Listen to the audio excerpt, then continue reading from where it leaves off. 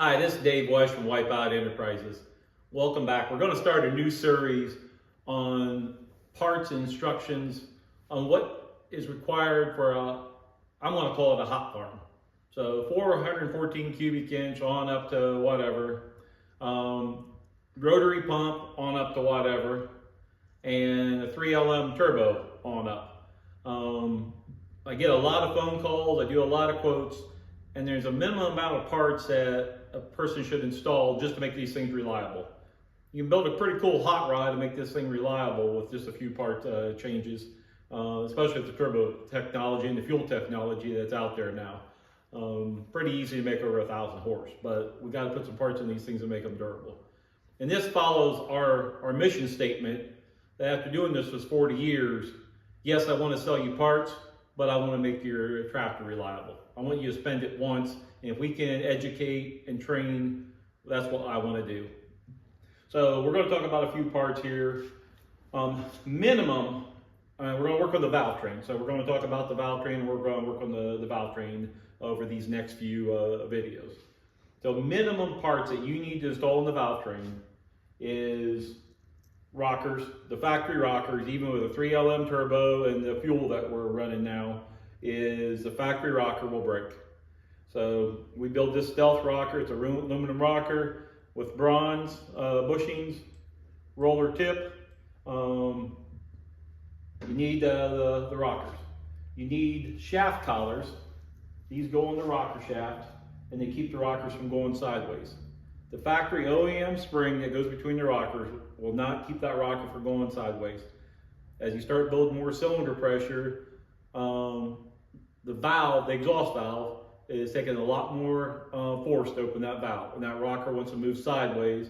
When it moves sideways, it hits the retainer and releases the valve and drops the valve and does a lot more damage on all these parts cost, so it doesn't happen to start with. So roller rockers, shaft collars. Then the other part is the end supports. These go on the end of the rocker shaft. You got a head bolt here, and then the end of this rocker shaft wants to flex up. So you put these rocker supports on there. You've got two options. We make a nice billet rocker support, which works very nicely with our stealth rocker. It works with a Hypermax rocker, and everything else, I can't tell you if it'll work or not. So if you got everything else, we make a universal one. It's a two-piece, it's adjustable, so this will move and it will work with the other rockers.